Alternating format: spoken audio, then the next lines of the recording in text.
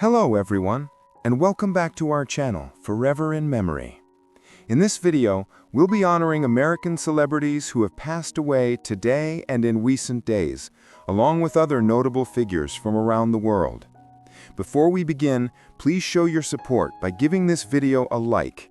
It really helps the channel. Thank you. And let's get started.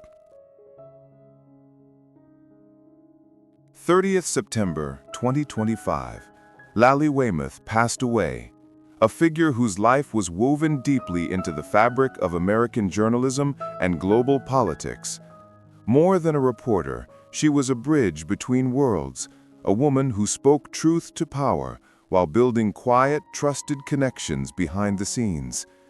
Her interviews shaped public discourse, her insights influenced policy debates, and her relentless pursuit of understanding made her one of the most respected journalistic voices of her generation. Born Elizabeth Morris Graham on 3 July 1943 in Washington, D.C., she was destined to inhabit the world of news and influence. The daughter of Katharine Graham, the legendary publisher of the Washington Post, Lai grew up surrounded by typewriters, deadlines, and conversations that shaped history. Yet she was determined to carve her own path, not simply inherit a legacy. With a sharp intellect and natural curiosity, she built a career defined by substance, not surname. Her work as a journalist and senior associate editor for the Washington Post took her far beyond the borders of the United States. Lai became known for conducting candid, revealing interviews with presidents, prime ministers, monarchs, and revolutionary leaders. World figures who rarely spoke to the press often opened up to her, trusting her balance of rigor and respect. From the halls of power in Washington to the presidential palaces of the Middle East and Asia, her interviews offered rare glimpses into the minds of those shaping global events. But Lai's contributions extended beyond journalism. She played a vital role as a foreign affairs commentator and as a behind-the-scenes connector between political leaders, diplomats, and thinkers. Her insights helped frame international conversations at crucial moments in history. Despite the weight of her family name, she carried herself with humility and independence, building relations not on privilege, but on trust and credibility. Today, as the world of journalism bids farewell to Lai Weimoth, it also pays tribute to a woman who dedicated her life to connecting nations through conversation and clarity. She believed that words could change minds, and in many ways, they did. May her legacy continue to inspire future generations of journalists to listen deeply, question fearlessly, and seek the truth with courage and empathy.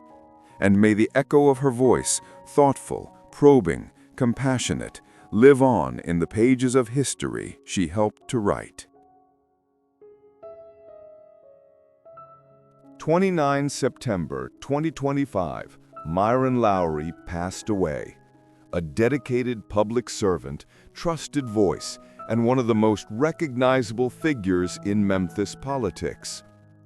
For decades, he devoted his life to the people of his city, combining sharp intellect, fearless advocacy, and deep compassion for those he served.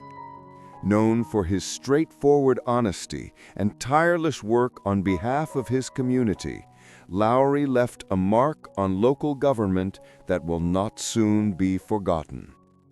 Born on 15 November 1946 in Memphis, Tennessee, Myron Lowry grew up with a strong sense of civic responsibility and a belief that leadership was about improving lives, not just holding titles. After earning degrees in political science and communications, he began his professional life as a journalist and television news anchor.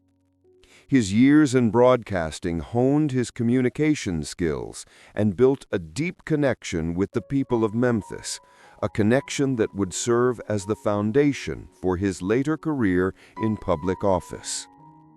In 1991, Lowry was elected to the Memphis City Council, beginning a decades-long journey of public service. He quickly became known as a voice of reason and the champion for accountability, pushing for government transparency, ethical standards, and policies that reflected the needs of everyday citizens. His leadership style was approachable yet firm, marked by a willingness to listen and a determination to act. Perhaps one of his most memorable moments came in 2009, when he briefly served as interim mayor of Memphis. During that time, he guided the city through a crucial transition with steadiness and vision, demonstrating the same principles that defined his entire career: service over ego, people over politics. He was deeply committed to improving public safety, supporting economic development, and expanding opportunities for education and housing, always with a focus on uplifting underserved communities. Beyond the council chambers, Lowry was deeply engaged in civic life. He served on numerous boards, mentored young leaders, and remained a visible, active presence in Memphis affairs even after leaving public office. His dedication to social justice, equality, and inclusion earned him respect from colleagues and constituents alike across political and cultural lines. Myron Lowry was more than a politician. He was a bridge builder, a mentor, and a steadfast believer in the potential of his city.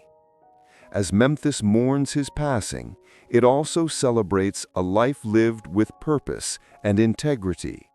Myron Lowry believed that leadership was about service, and through decades of tireless work, he embodied that belief every single day.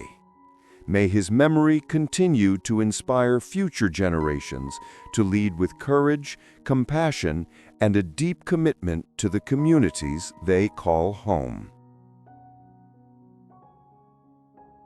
The 30th of September, 2025, Sir Terry Ferrell passed away, one of the most influential architects and urban planners of the modern era. A visionary whose ideas reshaped skylines, reimagined cities, and challenged the way we think about the spaces we inhabit. His work was not just about buildings, it was about creating environments where people could live, move, and dream. Across Britain and beyond, his projects became landmarks, and his philosophy transformed the very language of contemporary urban design. Born on 12 May 1938 in Sale, Cheshire, England, Terry Ferrell grew up fascinated by the shapes and structures of the world around him. As a child, he spent hours sketching buildings, inventing imaginary cities, and exploring the balance between functionality and beauty. That passion led him to study architecture at Newcastle University and later at the University of Pennsylvania, where he absorbed ideas that would fuel his lifelong mission: to blend art, culture, and practicality in every space he touched. Ferrell's career began in the 1960s, but it was in the following decades that he became one of the defining voices of British postmodernism. As a founding figure of Ferrell's, his firm gained international recognition for its bold, playful, and human-centered approach to design. He believed architecture should tell stories, not just stand as monuments, and he infused his projects with symbolism, history, and a deep respect for their surroundings. Among his most iconic works are the MI6 building in London, with its striking, fortress-like presence on the Thames, the Charing Cross station redevelopment, which merged Victorian heritage with contemporary form, and Beijing South Railway Station, a vast, flowing structure that became a gateway to the future of Chinese transport. Beyond these landmarks, Ferrell's influence stretched into city planning itself. He advocated for walkable urban environments, sustainable growth, and a design philosophy rooted in the needs of people, not just vehicles or corporations. Behind the accolades and the global reputation, Terry Ferrell was deeply human. Colleagues remembered him as endlessly curious, with a childlike excitement for every new project. He was a mentor to countless young architects, always encouraging them to challenge convention and to see buildings as living, breathing parts of society. Today, as we look upon the skylines he helped shape, his absence is deeply felt. Yet in every train station buzzing with life, in every city quarter revived by thoughtful planning, and in every building that tells a story instead of just occupying space, his spirit endures. Sir Terry Ferrell believed that architecture was not about concrete and steel. It was about people, memory, and possibility. And as the sun sets on a life that changed the face of modern cities, the streets, bridges, and spaces he imagined continue to speak his language, one of creativity, humanity, and timeless vision. 25 September 2025. Alfie MacLeod passed away, a devoted public servant, respected legislator, and proud son of Nova Scotia, whose voice echoed in the halls of Canadian politics for decades. Known for his warmth, humor, and unwavering commitment to his community, he was more than a politician. He was a bridge between people and government, a man who believed deeply in the power of service, and a steady advocate for those whose voices were too often unheard. Born on January 26, 1956, in Gabarus Lake, Nova Scotia, Canada. Alfie grew up surrounded by the rugged beauty and close-knit spirit of Cape Breton Island. It was there, in the small towns and fishing villages, that he learned the values that would guide his life: honesty, perseverance, and the belief that leadership is about listening as much as speaking. Before stepping into public life, he worked in broadcasting, where his natural charisma and gift for connecting with people earned him trust and admiration, qualities that would later define his political career. MacLeod first entered politics in the 1990s, embarking on a journey that would span more than 20 decades. As a member of the Legislative Assembly of Nova Scotia, he became known for his tireless dedication to his constituents and his deep understanding of their struggles and dreams. He fought for better infrastructure, education, and healthcare, but he also focused on the everyday issues, the small but vital concerns that shaped people's lives. What set Alfie apart was not just his legislative record, but the way he carried himself. He had a gift for turning political debates into conversations, and for reminding others that behind every policy was a human story. He never lost touch with the people he served, often attending community events, listening patiently to concerns at local gatherings, and lending a hand wherever it was needed. His office door was always open, and his compassion knew no political boundaries. Outside of politics, Alfie was a devoted family man and a loyal friend. He cherished the quiet moments spent with loved ones, the laughter shared over meals, and the peace of the Cape Breton coastline that had shaped him since childhood. He was proud of his roots and never forgot where he came from, a quality that made him relatable to people from all walks of life. Today, as Nova Scotia mourns the loss of one of its most steadfast champions, Alfie MacLeod's legacy lives on in the policies he shaped, the communities he strengthened, and the countless lives he touched. His name will be remembered not for titles or positions, but for the kindness, humor, and dedication he brought to everything he did. He believed that politics was not about power, it was about people. And though his voice is now silent, the echoes of his service will continue to guide the province he loved for generations to come. 30 September 2025, José Araquistan passed away, a name that will forever echo in the history of Spanish football.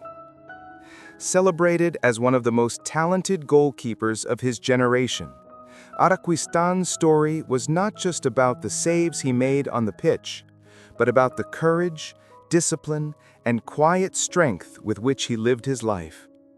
For those who grew up watching him between the posts, he was more than an athlete. He was a symbol of determination and pride, a man whose gloves protected not just a goal, but the dreams of millions of fans. Born on March 4, 1937, in Azkoitia, in Spain's Basque country, José was raised in a land where football was more than a sport. It was a way of life.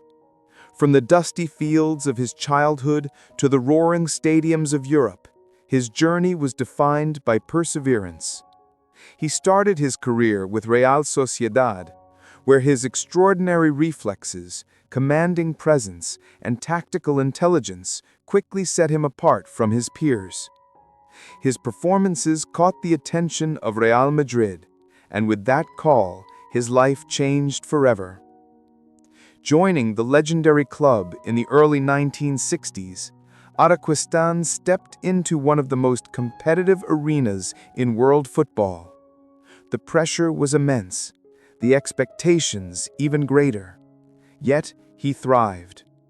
With Madrid, he achieved the dream of every player, winning the European Cup in 1966 and multiple La Liga titles. Match after match, he stood like a wall before the net, fearless against the fiercest strikers, earning the respect of teammates and rivals alike. But his path was not without hardship. Injuries, competition for the starting spot, and the intense scrutiny of fans and media tested his resilience time and again. There were seasons when he was benched, moments when critics doubted him, and nights when the weight of expectation felt unbearable. And yet, José never lost his spirit. He trained harder, fought longer, and proved over and over again that greatness is not measured by the number of trophies, but by the strength to rise after every fall. Off the field, Araquistan was known for his humility and sense of loyalty. He carried himself with quiet dignity, rarely seeking the spotlight despite the glory surrounding him. He remained deeply connected to his Basque roots and often spoke of the simple joys that mattered most: family, community, and the love of the game that had shaped his life. Those who knew him personally remember a man who was as gracious as he was determined, as kind as he was competitive. Today, as Spain and the footballing world bid farewell to one of their greats, José Araquistan's legacy endures. His name will forever be linked to a golden era of Real Madrid, to the unforgettable nights under the floodlights, and to the countless young goalkeepers who grew up dreaming of following in his footsteps. He once said that the goalkeeper's job was to carry the weight of hope, and that is exactly what he did every time he stepped onto the field.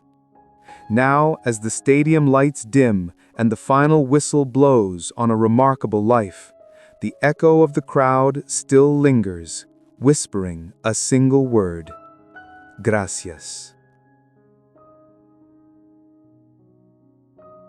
The 29th September 2025, Adriana Eisenberg passed away, a name that for decades was spoken with admiration and warmth in the world of Argentine cinema and theater. Known for her subtle artistry, emotional depth, and extraordinary ability to bring complex characters to life, she became one of the most respected actresses of her generation. To audiences, she was more than a performer. She was a storyteller, a mirror reflecting the struggles, hopes, and contradictions of ordinary people through extraordinary performances. Born in Buenos Aires in 1938, Adriana grew up in a city where art was everywhere, in the bustling cafes, in the passionate debates of the streets, and in the vibrant theaters that defined the cultural heartbeat of Argentina. From a young age, she felt drawn to the stage, fascinated by the power of storytelling to move hearts and change minds. It was this passion that led her to pursue acting, a path that would soon become her life's purpose. Her early career was marked by small but memorable roles that showcased her undeniable talent. Directors quickly noticed her rare gift, the ability to express a universe of emotion with the smallest gesture, a glance, or a pause. She became known for her nuanced portrayals of everyday women, characters layered with vulnerability, strength, and authenticity. Each role she played felt deeply human, resonating with audiences who saw their own lives reflected on screen. As the years passed, Eisenberg's filmography grew richer and more diverse. She worked with some of the most acclaimed filmmakers in Argentine cinema, appearing in films that became milestones of the country's cultural history. Whether portraying a mother carrying the weight of family secrets, a woman facing societal pressures, or a soul searching for redemption, she imbued every character with sincerity and depth. Her performances were not just watched, they were felt. But Adriana's influence extended far beyond the screen. She was a beloved figure in the theater world, where she continued to challenge herself with demanding roles and complex scripts. Fellow actors often spoke of her generosity, her meticulous dedication to her craft, and her quiet wisdom that inspired those around her. Offstage, she remained humble and deeply committed to the artistic community, mentoring young talents and championing Argentine culture. Her journey was not without obstacles. Like many artists, she faced periods of uncertainty and times when roles were scarce. Yet even in those moments, she never lost faith in the transformative power of art. Acting, she once said, is not about pretending, it's about revealing what is most real. Those words became a reflection of her entire career, one built on truth, vulnerability, and an unwavering devotion to storytelling. Today, as the curtains fall on a remarkable life, Adriana Eisenberg's legacy lives on in the countless hearts she touched. Her presence will forever linger in the dim light of the theater, in the silent moments before the camera rolls, and in the stories that continue to inspire future generations of actors and filmmakers. She leaves behind more than a body of work. She leaves behind a testament to the beauty and power of human emotion. And though the stage is now empty and the screen has gone dark, her voice, her spirit, and her art will continue to echo. For those who watched her perform, Adriana Eisenberg was not just an actress, she was a reminder of what it means to feel deeply, to live passionately, and to leave a mark on the soul of a nation. He was never meant to be a Hollywood legend, at least not in the traditional sense. When Bruce Willis first stepped onto a stage in a small New Jersey theater, he wasn't thinking about fame, red carpets, or blockbuster franchises. He was a young man with a stubborn dream, a rough-edged charm, and a belief that storytelling could change the way people felt about the world. And yet, From those humble beginnings, he would go on to become one of the most iconic actors of his generation. A face synonymous with action cinema, yet capable of deep vulnerability and unforgettable humanity. Born on March 19, 1955, in Idar Oberstein, West Germany, to an American soldier father and a German mother, Bruce spent his early childhood in Europe before the family moved back to the United States, settling in New Jersey. Life there was ordinary and often challenging. Willis was not the kid destined for Hollywood. He struggled in school, battled a severe stutter, and often felt invisible in a world that rewarded perfection. But there was something quietly unbreakable in him, a resilience that would one day define his entire career. It was in high school drama class that everything changed. When Bruce stepped onto the stage for the first time, something remarkable happened. His stutter disappeared. The boy who struggled to speak found his voice in front of an audience. Acting wasn't just a passion, it was liberation. That moment became a turning point, setting him on a path he could never have predicted.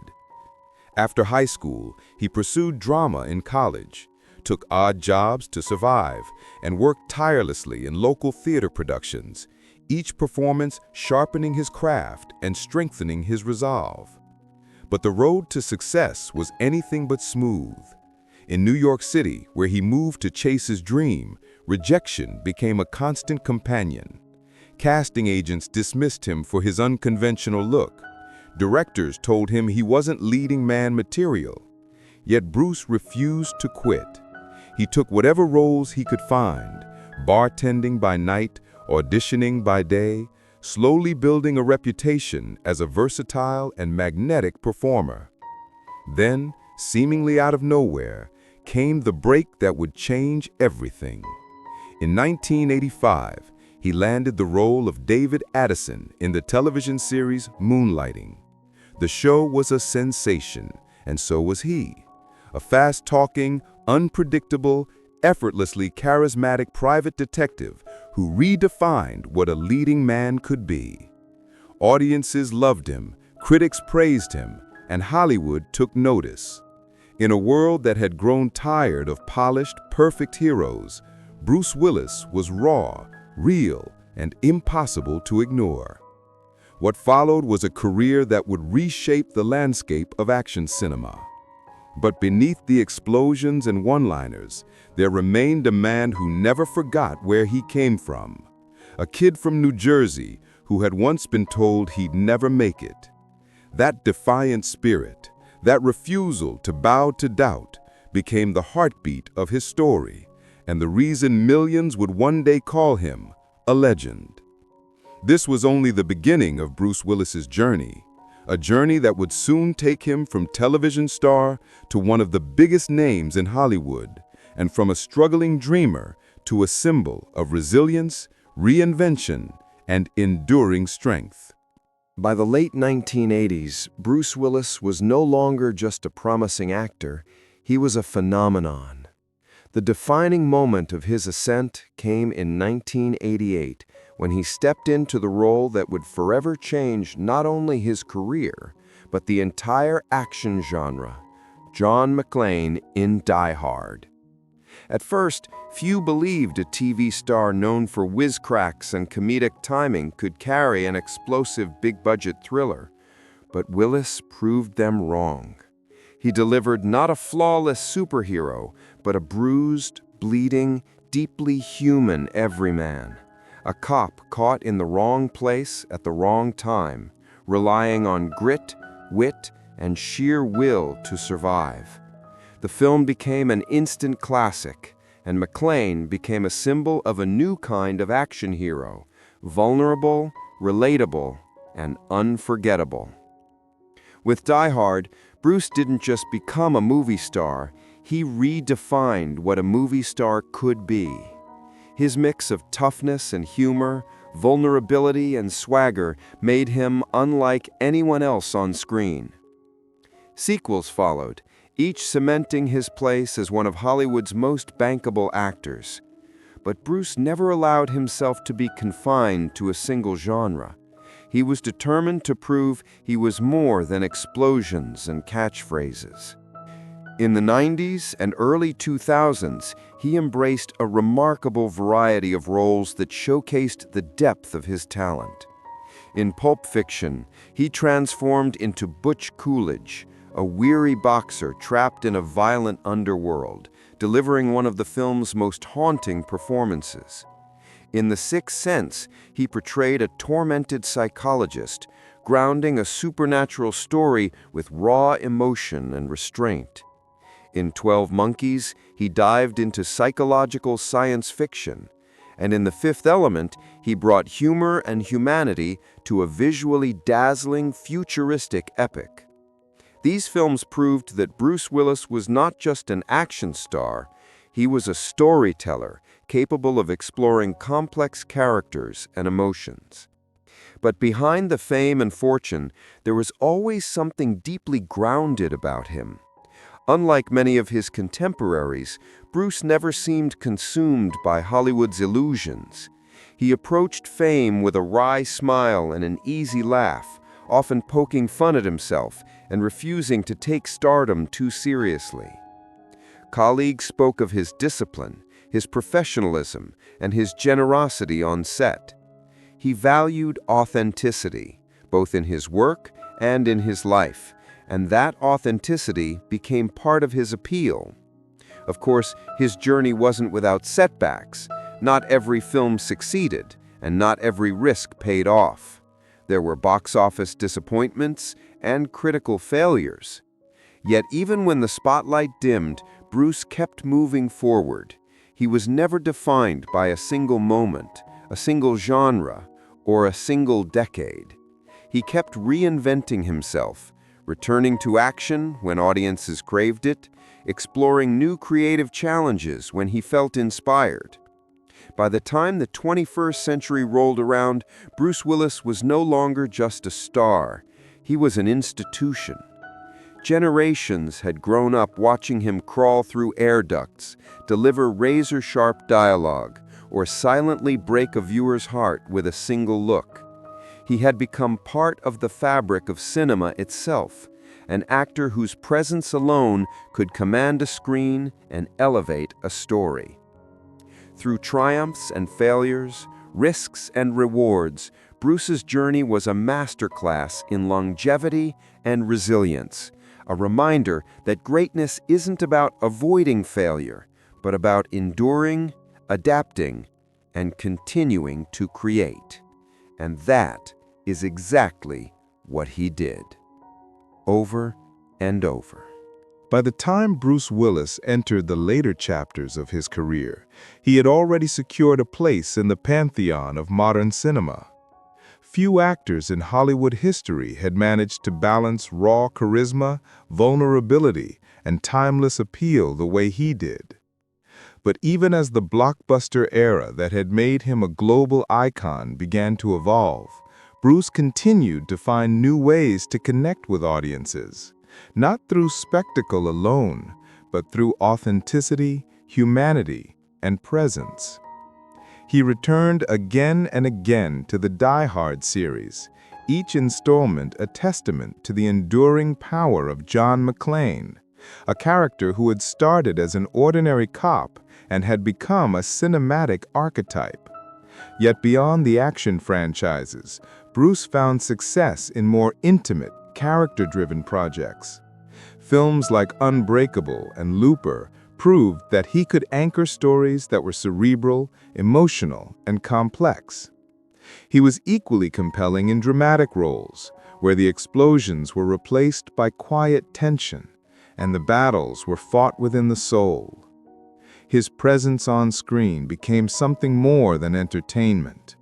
For audiences, Bruce represented resilience, the belief that even in the face of overwhelming odds, an ordinary person could rise to the occasion. It was a quality that transcended film genres and made him relatable to millions. Whether he was saving hostages, grappling with trauma, or simply trying to hold his life together. His characters embodied a kind of flawed heroism that felt deeply human. But beyond the cameras and the scripts, Bruce Willis's life was also defined by a profound sense of groundedness.